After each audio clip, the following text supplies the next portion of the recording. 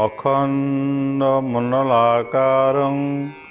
व्याप्तं येन चराचरं तत्पदं दर्शितं येन तस्मै श्रीगुरवे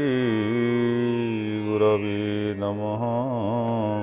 तस्मै श्रीगुरवे नमः। वसुदेवसुतं देव कंसचाणूरमर्दनं देवकी परमानन्दं कृष्ण वन्दे जगद्गुरुं। कृष्ण वन्दे जगद्गुरुं। आजिर एही शुभ मुहूर्तरे प्रातः मुहूर्तरे समस्तंकर जीवन मंगलमय हो, सुखमय हो, शांति प्रदायक हो, समस्ते तांकर मनुष्य जीवन को सार्थक करंतु, भगवतमुखी हुंतु, प्रकृत समुचीन ज्ञान लाभ करी अज्ञान अंधकार को दूर करी ये भवबंधन मुक्त होई आनंद प्राप्त हुंतु, यही प्रार्थना करी आजिर यही सत्संग कार्यक्रम को आरंभ करने को जाऊँ। आपण मैंने समस्ते धीर स्थिर चित्तरे यह शुणु एवं कार्य लगातु एवं निजर जीवन को मंगलमय करंतु। पूर्व अध्याय आलोचना होइथिला जे आमे जो ज्ञान लाभ करुछे बा जो प्रत्येक मुहूर्त जो आमे ज्ञान प्राप्त होउछे ताहा होउछि वैषयिक ज्ञान, कारण ताहा इंद्रिय मानक द्वारा ग्रहण होउछि। आमे जहा चक्षु द्वारा जहा आमे दर्शन करुछे से ज्ञान गुड़िक होउछि चक्षु बा दर्शन इंद्रिय द्वारा हिथिबारु ताहा इंद्रिय द्वारा ग्रहणीय बा ग्राह्य होउछि। एवं आमे जो शब्द शुणुछे ताहा श्रोत्र अर्थात कर्ण द्वारा बा श्रोत्रेन्द्रिय द्वारा ताहा श्रवण हेउथिबारु ताहा मध्य इंद्रिय द्वारा ग्राह्य। एवं आमे जो स्वाद को अनुभव करुछे से स्वाद मध्य जिह्वा द्वारा ग्रहणीय हेउथिबारु ताहा मध्य होउछि एक इंद्रिय, ताकु रसन इंद्रिय बोली कहा जाए। एवं स्पर्श द्वारा आमे चर्म द्वारा छुईकी शीत उष्ण ठंडा आदि जो विभिन्न प्रकार ज्ञान आमे लाभ करुछे ताहा होउछि चर्मेन्द्रिय द्वारा, अर्थात दर्शनेन्द्रिय, रसनेन्द्रिय, स्पर्शनेन्द्रिय एवं श्रवणेन्द्रिय आदि ये समस्त जो पंच ज्ञानेन्द्रिय एवं हस्तपद आदि जो कर्मेन्द्रिय रही ये समस्त इंद्रिय माध्यम आमे जो ज्ञान लाभ करुछे ताहा होछि माया संसारर विषय प्रपंच ज्ञान, अर्थात विषय प्रपंच ज्ञान एइथिपाई जहाँ पंचभूतरे बा पंच प्रकृति बा पंच प्रकृतिर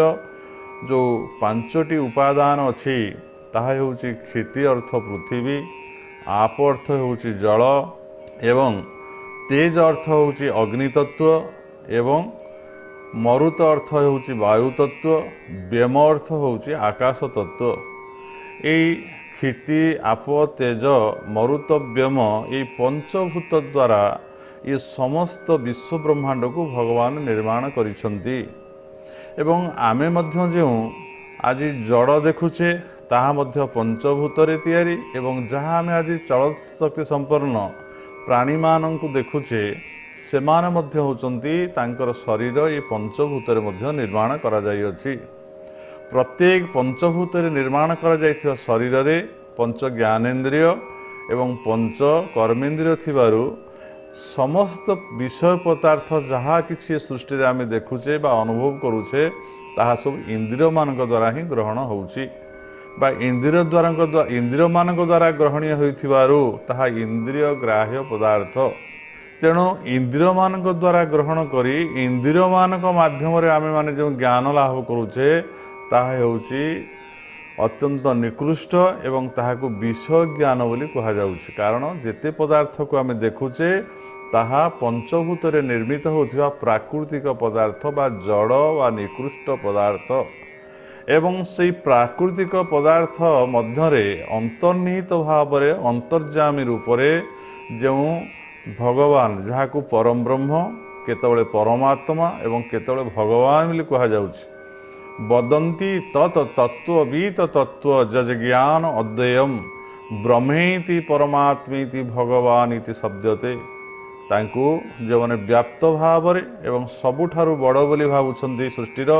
ତାଙ୍କୁ ବ୍ରହ୍ମ ଶବ୍ଦରେ ବ୍ୟବହାର କରୁଛନ୍ତି। ଆତ୍ମନ ଅର୍ଥରେ ଯେଉଁମାନେ ସମସ୍ତଙ୍କ ମଧ୍ୟରେ ଅନ୍ତର୍ନିହିତ ଭାବରେ ବା ନିଜେ ଯୋଗାରୂଢ଼ ହୋଇ ନିଜର ଅନ୍ତର୍ନିହିତ ଭାବରେ ଅନ୍ତରାତ୍ମା ଭାବରେ ତାଙ୍କୁ ଦର୍ଶନ କରୁଛନ୍ତି ବା ଅନୁଭବ କରୁଛନ୍ତି, ସେମାନେ ତାଙ୍କୁ ପରମାତ୍ମା ତତ୍ତ୍ୱ ଭାବରେ, ଏବଂ ଯେଉଁମାନେ ତାଙ୍କର ନିଜର ପିତା ମାତା ଭାଇ ବନ୍ଧୁ ଜ୍ଞାତି କୁଟୁମ୍ବ ଭଳି ସହୋଦର ଭଳି ଭଗବାନଙ୍କୁ ଦେଖୁଛନ୍ତି, ସ୍ୱଦେହରେ ବା ଶରୀରରେ ଅନୁଭବ କରୁଛନ୍ତି ବା ଇନ୍ଦ୍ରିୟ ଦ୍ୱାରା ଦର୍ଶନ ପ୍ରସନ୍ନ ସେବନ କରିପାରୁଛନ୍ତି, ଅତ୍ୟନ୍ତ ଭାଗ୍ୟବାନ ଯେଉଁମାନେ, ସେମାନେ ତାଙ୍କୁ ଭଗବାନ ବୋଲି କହୁଛନ୍ତି। ଇଏ ବ୍ରହ୍ମଙ୍କର ଅର୍ଥ ଯେଭଳି ଭାବରେ ବୃହନ୍ ଧାତୁରେ ମନ ପ୍ରତ୍ୟୟରେ ବ୍ରହ୍ମ ଅର୍ଥାତ୍ କୀଟପତଙ୍ଗ ଠାରୁ ବା ଅଣୁ ପରମାଣୁ ଠାରୁ ନେଟି ନେଟି କରି ବିଶ୍ଳେଷଣ କରି କରି ଆମେ ଯଦି ବିଶ୍ଳେଷଣର ନିର୍ବିଶେଷ ସ୍ତରରେ ପହଞ୍ଚୁ, ଆମେ ଦେଖିବା ଯେ ସବୁଠାରୁ ବଡ଼ ହେଉଛନ୍ତି ବ୍ରହ୍ମ। ତାଙ୍କ ଉପରେ ଆଉ କିଛି ତତ୍ତ୍ୱ ନାହିଁ, ତାହା ହେଉଛି ନିର୍ବିଶେଷ ତତ୍ତ୍ୱ। ସେଇ ନିର୍ବିଶେଷ ସତ୍ତ୍ୱ ବ୍ରହ୍ମ ହେଇଥିବାରୁ ତାଙ୍କ ନାଁ ହେଉଛି ବୃହତ୍ ବା ବ୍ରହ୍ମ ବା ସବୁଠାରୁ ବଡ଼। ଠିକ୍ ସେଭଳି ଭାବରେ ଆତ୍ମତତ୍ତ୍ୱକୁ ଯଦି ଚିନ୍ତା କରିବା, ଆମେ ଦେଖିବା ଯେ ମୁଁ ଚର୍ମ ନୁହେଁ, ମୁଁ ରକ୍ତ ନୁହେଁ, ମୁଁ ମାଂସ ନୁହେଁ, ମୁଁ ମେଦ ନୁହେଁ, ମୁଁ ମଜା ନୁହେଁ, ମୁଁ ଅସ୍ଥି ନୁହେଁ ବା ମୁଁ ସ୍ଥୂଳ ଶରୀର ନୁହେଁ। ସ୍ଥୂଳ ଶରୀର ଯେଉଁ ଆମର ପଞ୍ଚକୋଷ ଦ୍ୱାରା ଅର୍ଥାତ୍ ଅନ୍ନମୟ କୋଷ, ପ୍ରାଣମୟ କୋଷ ଏବଂ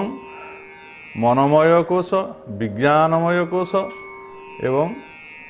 ଆନନ୍ଦମୟ କୋଷ, ଏ ଯେଉଁ ପଞ୍ଚକୋଷ ଦ୍ୱାରା ଏ ଶରୀରଟି ଗଠିତ ହୋଇଛି ବା ଏ ପଞ୍ଚକୋଷରେ ଏ ଶରୀର ନିର୍ମାଣ କରାଯାଇଛି। ସେ ଶରୀର ହେଉଛି ମଧ୍ୟ ପ୍ରତ୍ୟେକ ହେଉଛି ଏଇ ଜଡ଼ ପ୍ରପଞ୍ଚ ବା ପ୍ରାକୃତିକ। ତେଣୁ ତାକୁ ଯଦି ଆମେ ଗୋଟିଏ ପରେ ଗୋଟିଏ ବାଦ କରି ଚାଲିବା, ତାପରେ ଯଦି ଆମେ ସୂକ୍ଷ୍ମ ଶରୀରକୁ ଯିବା, ଯାହା 17ଟି ଉପାଦାନରେ ନିର୍ମିତ ହୋଇଛନ୍ତି ସୂକ୍ଷ୍ମ ଶରୀର, ପଞ୍ଚ ଜ୍ଞାନେନ୍ଦ୍ରିୟ, ପଞ୍ଚ କର୍ମେନ୍ଦ୍ରିୟ, ପଞ୍ଚ ପ୍ରାଣ, ଏମିତି ହେଲା 15 ଏବଂ ମନଶ୍ଚ ଏକଂ ବୁଦ୍ଧିଶ୍ଚ ଏକଂ, ମନ ଆଉ ବୁଦ୍ଧି ୟାକୁ ମିଶାଇ ଦେଲେ ଅନ୍ତଃକରଣକୁ ଇଏ ହେଇଗଲେ 17ଟି ଉପାଦାନ। ଏ 17ଟି ଉପାଦାନ ଯେଉଁ ସୂକ୍ଷ୍ମ ମଧ୍ୟ ଶରୀର ହେଇଛି, ତାହା ମଧ୍ୟ ହେଉଛି ସେଇ ପ୍ରାକୃତିକ ଏବଂ ତାକୁ ଯଦି ଆମେ ସମସ୍ତେ ବାଦ କରିଦେବା, ତାପରେ କାରଣ ଶରୀରଟି ଆସିବ ଏବଂ ସେଇ କାରଣ ଶରୀରର ଆନନ୍ଦମୟ କୋଷରେ ଅର୍ଥାତ୍ ସେଇ ଯେଉଁ ବ୍ରହ୍ମ ପଦାର୍ଥ ବା ଆତ୍ମତତ୍ତ୍ୱ ଅଛନ୍ତି, ତାକୁ ଯଦି ଆମେ ଅନୁଧ୍ୟାନ ବା ଅନୁଶୀଳନ କରିବା ବା ତାକୁ ବୁଝିପାରିବା, ଜାଣିପାରିବା, ତାହେଲେ ଆମେମାନେ ନିଶ୍ଚିନ୍ତ ଭାବରେ ବୁଝିପାରିବା ଯେ ତାହା ହେଉଛନ୍ତି ସବୁଠାରୁ ଶ୍ରେଷ୍ଠ ଏବଂ ସୂକ୍ଷ୍ମାତୀତ, ଯାହାକୁ ସୂକ୍ଷ୍ମରୁ ସୂକ୍ଷ୍ମ ଆହୁରି ସୂକ୍ଷ୍ମାତୀତ, ଯାହାକୁ କୁହାଯାଇଛି ପରସ୍ତସ୍ମାତ୍ ଭାବ ଅନ୍ୟ ଅବ୍ୟକ୍ତ ଅବ୍ୟକ୍ତାତ୍ ସନାତନ। ସେ ହେଉଛନ୍ତି ସନାତନ, ସେ ହେଉଛନ୍ତି ଚିରନ୍ତନ, ସେ ହେଉଛନ୍ତି ଶାଶ୍ୱତ, ସେ ହେଉଛନ୍ତି ନିତ୍ୟ ଏବଂ ସେ ହେଉଛନ୍ତି ସତ୍ୟ। କୌଣସି କାଳରେ ବି ତାଙ୍କର ଅବଚ୍ଛେଦିତ ହୁଏ ନାହିଁ। କାଳେ କୌଣସି କାଳରେ ତାଙ୍କର କୌଣସି ନିଧନ ବା ବିନାଶ ହୁଏ ନାହିଁ, ତାଙ୍କର ଜନ୍ମ ହୁଏ ନାହିଁ, ତାଙ୍କର ମଧ୍ୟ ମୃତ୍ୟୁ ହୁଏ ନାହିଁ। ତେଣୁ ସେହି ପଦାର୍ଥ ବିଷୟରେ ଜ୍ଞାନ ଲାଭ ଯେପର୍ଯ୍ୟନ୍ତ ଆମେ କରିନେ, ଆଉ ଯେତେ ଗୁଡ଼ିଏ ଜ୍ଞାନ ତଦ୍ ବ୍ୟତିରେକ ଅର୍ଥାତ୍ ବ୍ରହ୍ମ ବା ଆତ୍ମା ବ୍ୟତିରିକ୍ତ ଆଉ ଯେତେ ଜ୍ଞାନ ଆମେ ସଂସାରରେ ଲାଭ କରି ଜ୍ଞାନ ଲାଭ କରିଛେ ବା ଜ୍ଞାନୀ ବୋଲି ନିଜକୁ ଅନୁଭବ କରୁଛେ, ତାହା ହେଉଛି ସବୁ ବିଷୟ ଜ୍ଞାନ। ସେ ଜ୍ଞାନ ହେଉଛି ସବୁଠାରୁ ନିକୃଷ୍ଟ ଜ୍ଞାନ। କିନ୍ତୁ ଭଗବାନ ଯେତେବେଳେ ଗୁରୁ ରୂପରେ ଆସନ୍ତି, ସେଥିପାଇଁ କୁହାଯାଇଛି ଗୁରୁଙ୍କୁ ନମଣିବ ନର ଗୁରୁଟି ସାକ୍ଷାତ ଈଶ୍ୱର ମୋହି ବସଇ ଗୁରୁ ଦେହେ। ଅର୍ଥାତ୍ ଗୁରୁ ସାଧାରଣ ମନୁଷ୍ୟ ହେଇଥିଲେ ମଧ୍ୟ ଆମରି ଭଳି ସେ ଖାଦ୍ୟପେୟ ଗ୍ରହଣ କରନ୍ତି, ସ୍ନାନ ଶୌଚ ଆଦି କରନ୍ତି ଏବଂ ସେ ଶୟନ ଯାଆନ୍ତି ଏବଂ ନିଦ୍ରାରୁ ଫେରି ଉଠନ୍ତି। ସମସ୍ତ କାର୍ଯ୍ୟ ସାଧାରଣ ପ୍ରାଣୀ ଭଳି ବା ଗୋଟିଏ ଜୀବ ଭଳି ସେ ସମ୍ପାଦନ କରୁଥିଲେ ମଧ୍ୟ ସେଇ ଜୀବ ମଧ୍ୟରେ ଶିବଙ୍କର ପ୍ରକାଶ ହୋଇଥାଏ। ଯେଭଳି ଭାବରେ ପ୍ରତ୍ୟେକ ଘଟରେ କାଷ୍ଠ ପାଷାଣ ତରୁ ତୃଣ ସକଳ ଘଟେ ନାରାୟଣ, ଭଗବାନ ଯେଭଳି ଭାବରେ ସମସ୍ତଙ୍କ ଠାରେ ବିଦ୍ୟମାନ ଅଛନ୍ତି, स्तंभ भितर अछंती, कांथरे अछंती, गृह मध्य अछंती, अणु परमाणु सबुठारे विद्यमान अछंती, सकल घटरे अछंती एवं सकल प्राणी मान ठारे अछंती। ठीक से भली भाव रे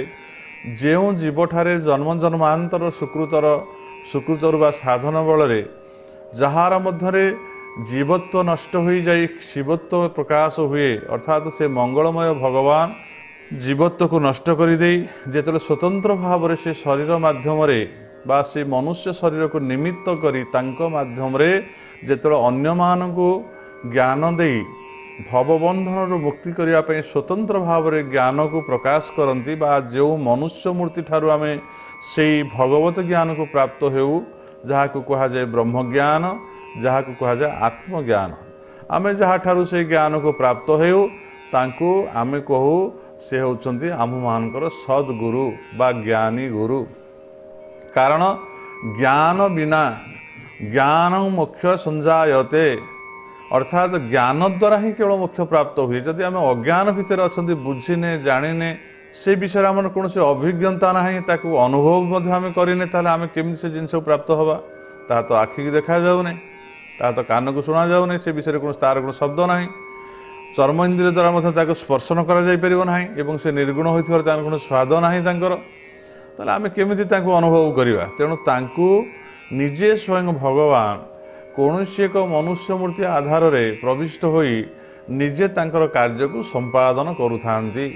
एवं से समस्त कार्य को अन्य शरीर रे विष वस्तु आड़ को धावित करुवा स्थले कौन सी एक मनुष्य शरीर को जन्म जन्मांतर सुकृतरु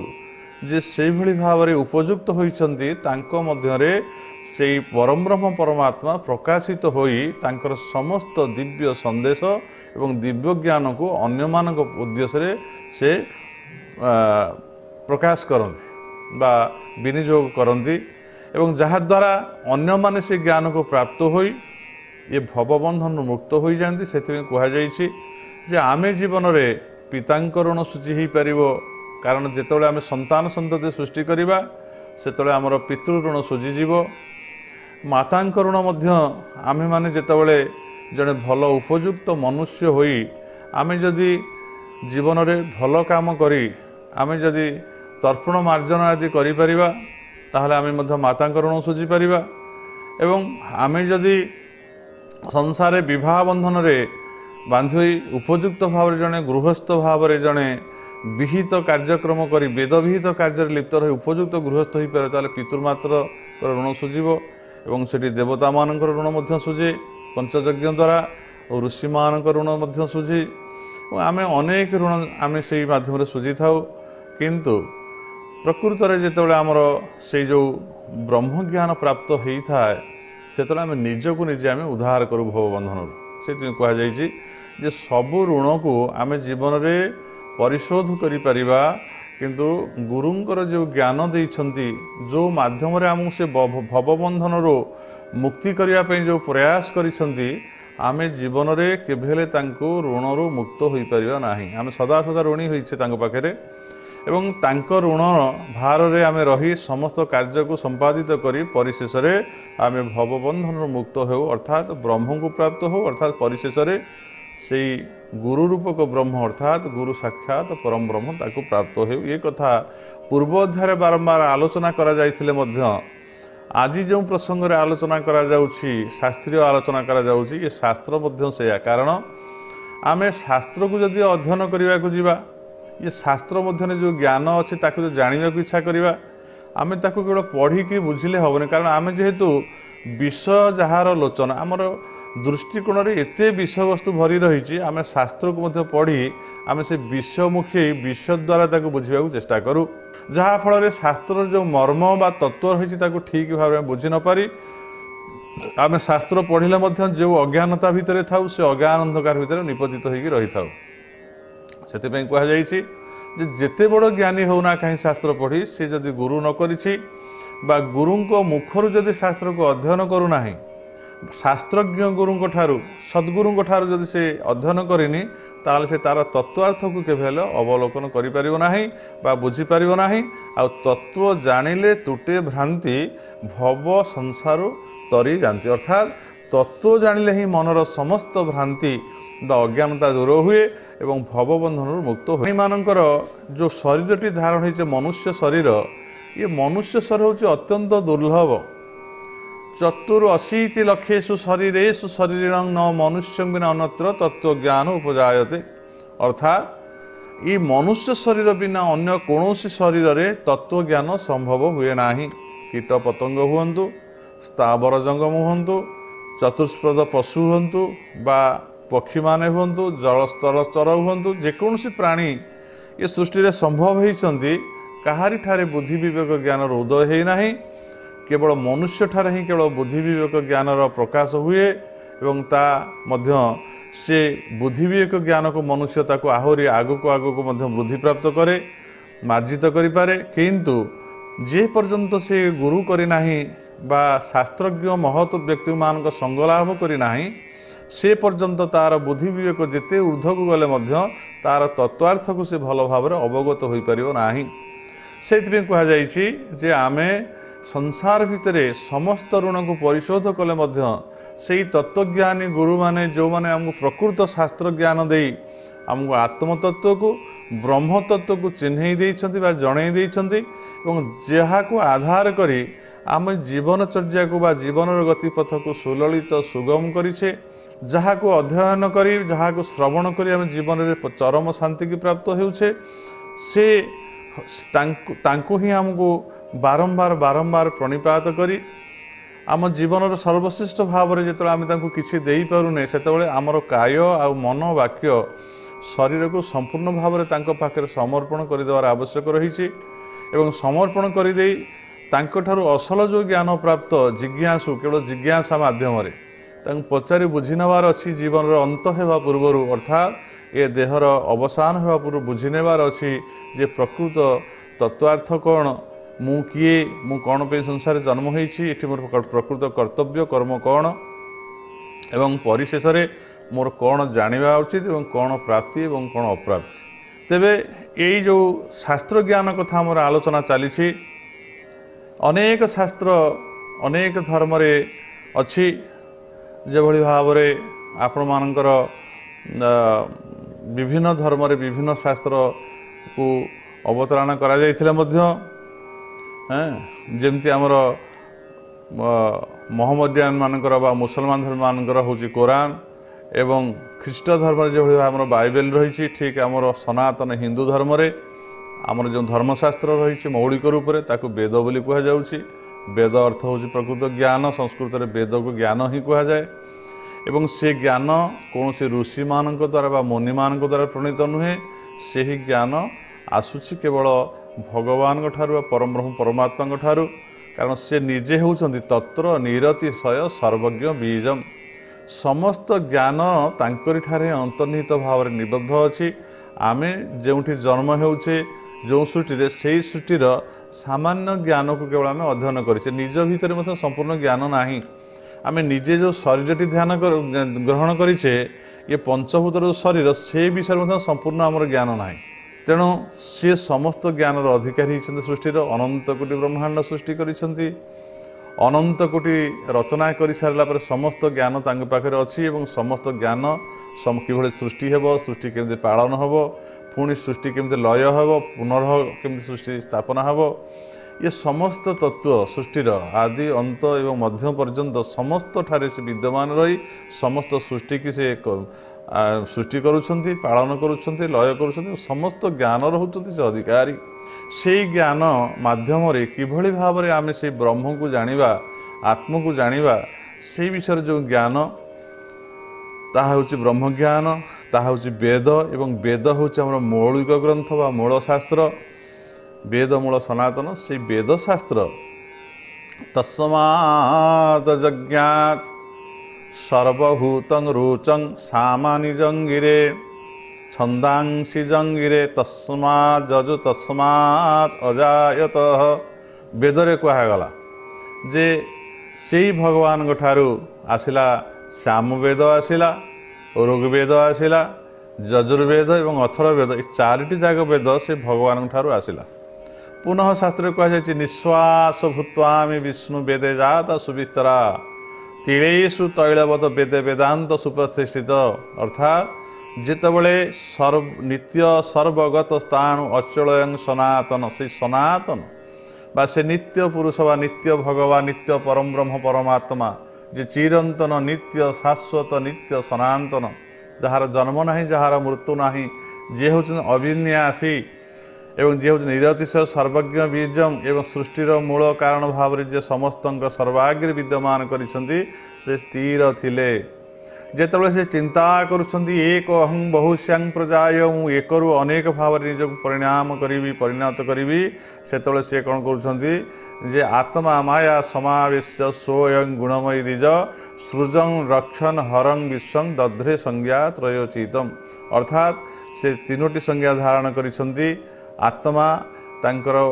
विशाल माया को बा तांकर जो महत प्रकृति को से आधार करी अनेक सृष्टि से रचना करती एवं से भगवान जो रचना करने को आरंभ करने जो स्थिर थिले से ठारे चंचलता बा आखिर को पलक पड़ा हृदय स्पंदन आसला एवं से निश्वास प्रश्वास नवा को आरंभ कले तांकर निश्वास निश्वास भूत्वामि विष्णु वेदे जात सुविस्तरा ये जो निश्वास और प्रश्वास द्वारा जो छंद आसला हंकार निर्गम प्रोक्त सकारस्तु प्रवेशने हंकार शिव रूपेण सकार शक्ति रूपे से हंकार सकार ये दुईटी मिसी स्वहं हंस आसला एवं दुईटी पदार्थ मिसिकी जो छंदर जो शब्दटी आसला ताहा शेष ओंकार रे परिणत हला एवं प्रणव सर्व वेदेशु शब्द खे पौरुषं नुरुषु ये प्रणव बा ओंकारटी होउछि समस्त वेदर मूल बा आदि ये ओंकार ही वेदर सृष्टि है एवं ये ओंकार वेद सृष्टि हुई गोटे ओं इति एकाक्षर ब्रह्म ये ब्रह्मवाचक शब्द ओंकार वेदर सृष्टि वेद मध्य होउछि ब्रह्म अर्थात कर्म ब्रह्मोद्भवं विधि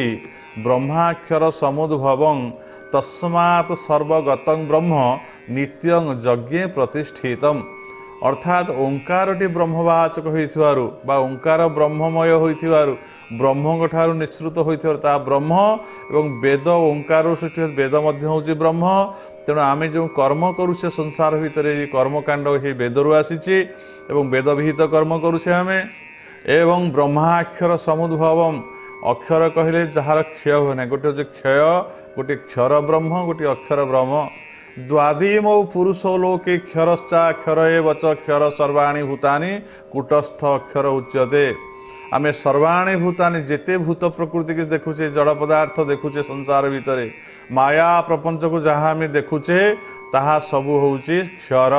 बा ताहा होउची विनाशशील प्रत्येक निहत प्रत्येक मुहूर्त से क्षय हे दिन संपूर्ण क्षय हो जाए जो भाव में गोटे शिशुटे जन्म हुए एवं धीरे धीरे से वृद्धि प्राप्त होता है कि तार आयुष क्षय हो धीरे धीरे धीरे धीरे सरी जाए और दिने तार मृत्यु हो जाए प्रत्येक पदार्थ से भाव जिते जड़ प्रपंच आम देखुचे सब क्षर अर्थात क्षर प्रधान हो ये समस्ते विनाशशील मनुष्य शरीर मध्य विनाशशील और जिते शरीर देखुचे सब हूँ विनाशशील ताहा हूँ क्षर जिते भूत प्रकृति क्षर सर्वाणी भूतानि कूटस्थ कूट अर्थ हूँ अंतर्निहित भाव समस्त पछरे रही जे कार्य निर्वाह करती तांकु कहीं अनुभव करते ना ताकू कूट कहुए आ गोटे कूट अर्थ लेही की कहुए जमी चर्मकार जो चर्मकार मोची से लेही अर्थ लुहार गोटे रखी थाए पदार्थ और ता उपरे चर्मर समस्त जोता छता जिते से तैयारी करे से पाड़ी तैयारी करुए एवं कम्हार मध्य कौन करे ना लोहकार से लेही उपर बाड़े अनेक प्रकार लुहार वस्तु सब तैयारी करे कि तार कौन परिवर्तन ना से स्थिर भाया थाए गोटे जगह पोता होगी थाए तारी उपरे रखी ताको बाड़े बाड़े अनेक लुहार सामग्री तैयारी करे कि से लेहीटा से भाई अवस्था था तार परिवर्तन हुए ना और ये कूटस्थर प्रकृत अर्थ हूँ जे स्थिर भाव में अच्छा शरीर विनाशशील शरीर बारंबार परिवर्तन होउची अर्थात बाल्य अवस्था थिला जो परिवर्तन हो यौवन को आसला पुणी यौवन अवस्थार परिवर्तन पुणी वार्धक्य हम वार्धक्य पर मृत्यु आसो आर परिवर्तन होउची किंतु अंतर्निहित भाव में अंतरात्मा रूप में जो परम ब्रह्म परमात्मा अच्छा तांकर ना बाल्य अच्छी ना यौवन अच्छी ना पौगंड अच्छी ना मृत्यु अच्छी ना जन्म मृत्यु जरा व्याधि किसी अच्छी से स्थिर भाया आसती से अर्थ लेही बोली कूटस्थ बोली कहुच्छी एवं से परम ब्रह्म परमात्मा होते अक्षर जिते ये शरीर प्रत्येक मुहूर्त क्षय होका जाऊँगी नष्ट होका जाऊँगी परम ब्रह्म परमात्मा जेहेतु विनाशशील नुहति क्षयशील नुहति अक्षर ब्रह्म बोली सेठी कहुई से कहुई जे कर्म ब्रह्म भवं विधि ब्रह्माक्षर समुद्भवम वेदरु आसुथिबारु ओंकार व प्रणव एवं समस्त अक्षर बा शब्द बा वाचन गुड़िक से ओंकार सृष्टि होइथिबारु प्रणव समस्त माँ अर्थात प्रणवरु समस्त अक्षर बा शब्द ब्रह्म गुड़िक सृष्टि होइथिबारु शास्त्र को कहुए शब्द ब्रह्म